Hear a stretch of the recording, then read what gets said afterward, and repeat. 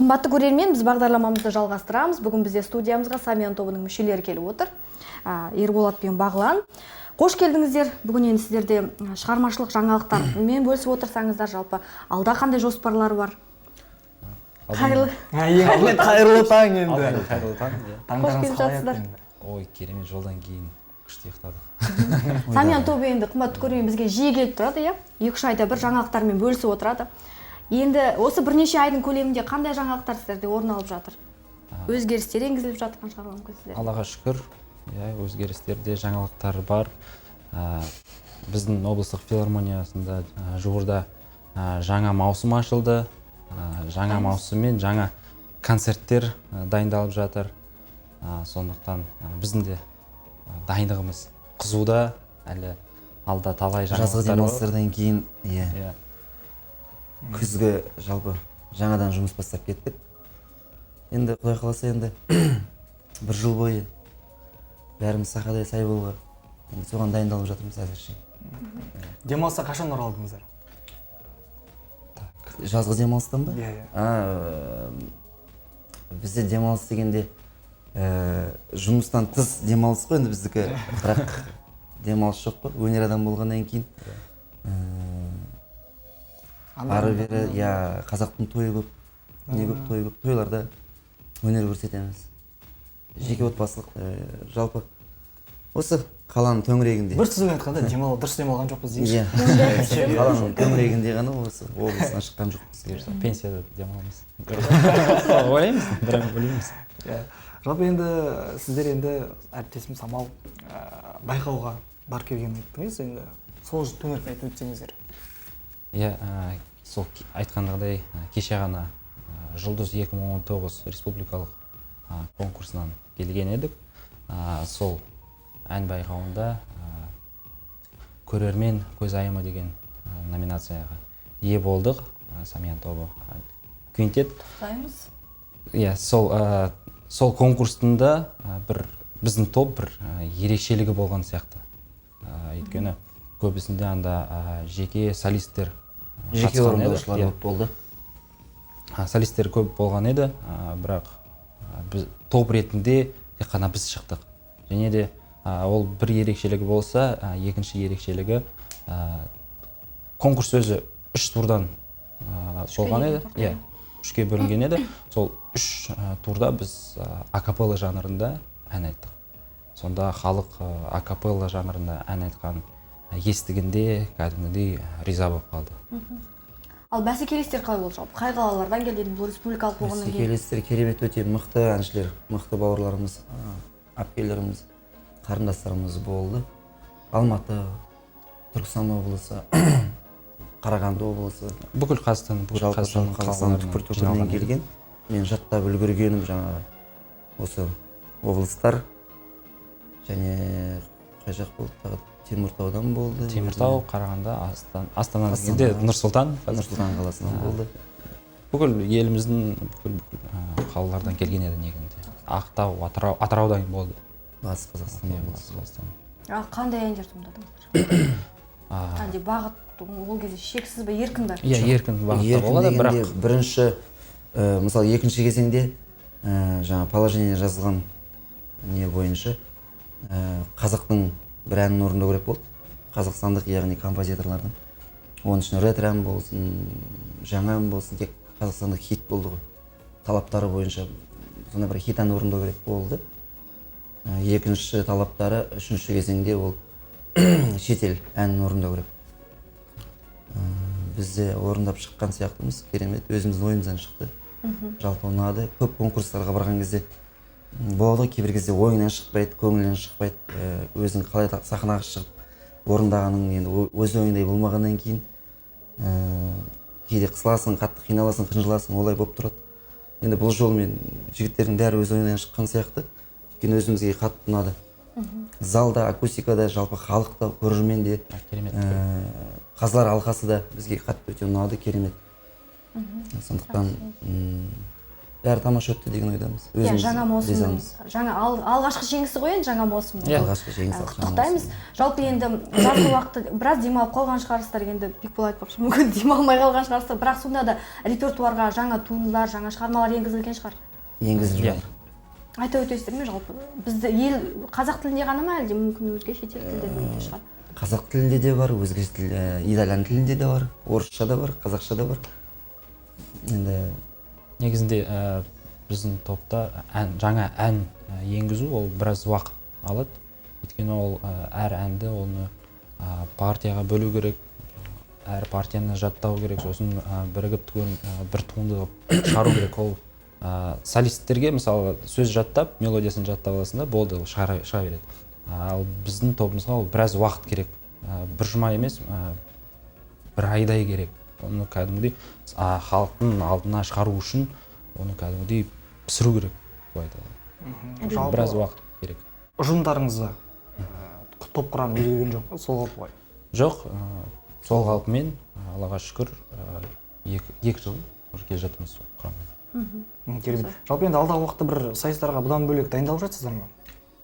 Бұйырса бізде қалай положение бір ай бұрын келеді, оны алдын ала біз білмейміз. Естуіміз бойынша болады, бірақ кәдімгідей міне сендер дайындаласыңдар деп алдын ала біз біле қоймаймыз. Өйткені ұйымдастырушылар да алдын ала жібергенде олар жалпы облысқа жібереді, бөлек мысалы біздің тобымызға жібермейді. Түсіндік, иә. Сәйкес, яғни сосын облыстан түскеннен кейін, осы топ, осы сайысқа кім лайықты, кім қатыса алады, ереже бойынша кімнің тобы мысалы сәйкес келеді, сосын сіздерге жібереді. Яғни бір ай, 2 айдың көлемінде сіздер дайындалып үлгеру керексіздер, иә? Ал жалпы енді ойда жоқ па, сіздер енді білесіздер ғой, мысалы акапелла айтатын топтар немесе ондай бір ірі көлемдегі бір жобалар бар ғой? Соларды ойда жоқ па, мысалы қатысу?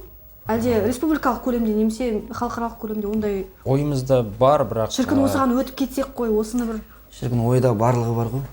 Ойда біз тек қана ойда ғой. Ойда ғана айтатын болсақ, арманда мысалы енді жалпы әр топтың өзінің бір алға қойған жоспары болады ғой. Ойда ғана айтатын болсақ, қазір біз бұл жерде отырмайтын сияқтымыз. Сондықтан армансыз адам болмайды. Біздің әрине арманымыз тек қана Қазақстан ғана емес, Құдай қаласа алдымызда шетел асып, басқа да мемлекеттерде өз өнерімізді көрсетіп, жалпы қазақтың атын дамытқанды кім жақсы көрмейді. Сондықтан мына қазақ бауырларымыз ғой деп мақтанатындай дәрежеге жетуге біз де армандаймыз әрине. Құдай қаласа енді сол арманға жете берейік. Соған енді жету үшін тек еңбек ету керек.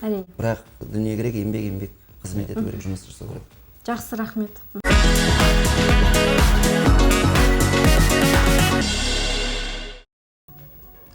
Біз тікелей эфирімізді жалғастырамыз. Бізде Самиян тобы тіпті қонаққа деп едік, соған дайындалып жатыр кішігірім.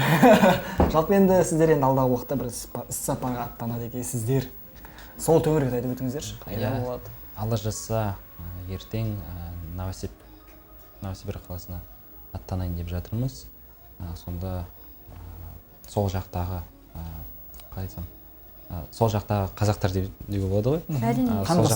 Қандастарымыздың ұйымдастырумен біздің облыстық филармония концерт қойын деп жатыр. Қазақ музыкасы. Қазақ музыкасы, концерттің аты қазақ музыкасының концерті.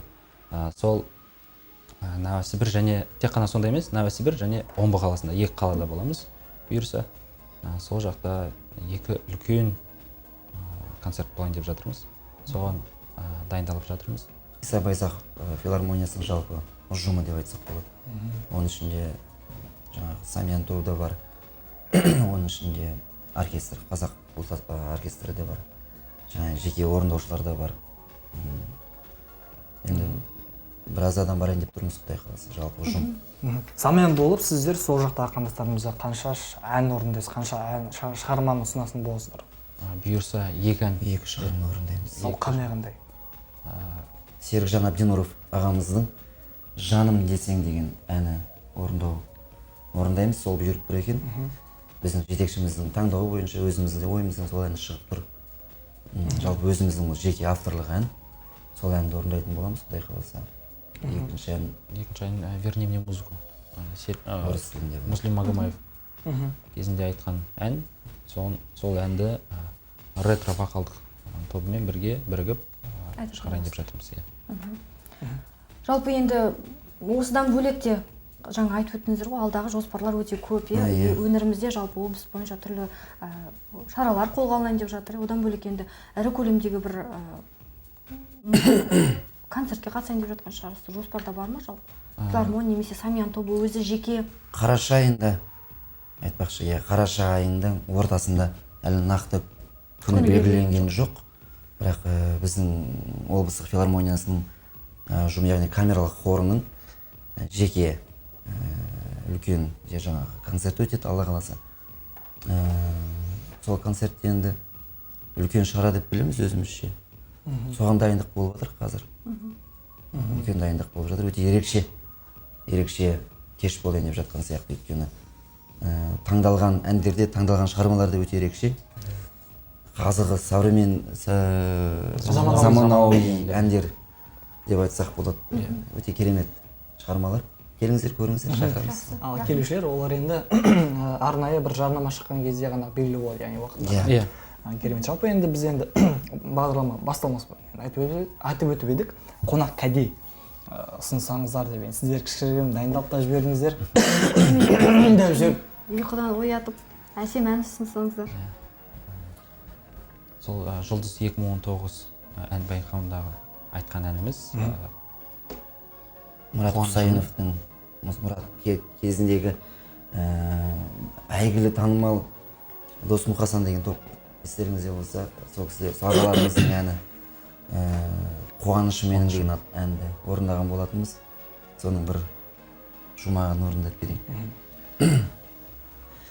Құлпырғанда әлем өзгеше біреңге боянғанда, аялаған сезім жүрегімді тербеп оянғанда,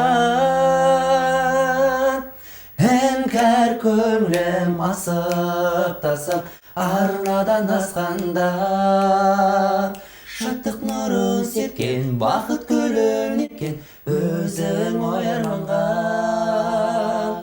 Іңкәр көңілім асып тасып арнадан асқанда, шаттық нұрын сепкен, бақыт гүлін еккен өзің оярманға. Өзің оярманға. Осындай керемет, рахмет. Керемет. Көрермендеріміздің таңғы көңіл күйін біраз көтеріп тастадыңыз. Қуаныш менің әні, яғни көрермендер байқап отырғанша бұл ән енді ретро ән ғой, қазір көрермендердің бәрі біледі. Рахмет. Жалпы бүгінгі күнге бір қуаныш сыйлап осы әнмен бірге ұсынып жатсыздар. Жалпы енді бір сұрағым бар еді, бағанадан бері қоя алмай тұр едім. Сіздер жалпы жеке өздеріңіздің әндеріңіз болады ғой, өздеріңіз жеке топтарыңызды. Сонда композиторлар, мысалы, ақындарды қай жергілікті ме, әлде республикалық көлемдегі ақындармен байланыс құрасыздар ма? Әзірше бізде Серікжан Айбденуров деген композитор ағамыз бар. Нұрсұлтан қаласында. Нұрсұлтан қаласында тұрады, сол жақта еңбек жасайды. Сол ағамыз бізге 2 ән сыйлаған еді. Сол әндерді біз әзірше шығарып жатырмыз. Әрине, егер де жергілікті композиторлар бізге келіп, осындай ән бар сізде, осы топқа келеді деп, лайықты деп сырға да қойсаңызшы. Сондай ұсыныспен келсе, әрине біз сол әнді қарастырамыз.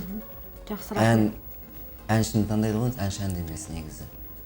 Қандай ән бұйырса, Құдай қаласа, егерде маңдайға жазған ән болатын болса, бұйырған әнді орындай береміз. Жақсы, рахмет. Жалпы енді Ерболат, Бағлан бүгін бағдарламамызға келіп, біраз жоспарларыңызбен бөліскендеріңізге көптен көп рахмет.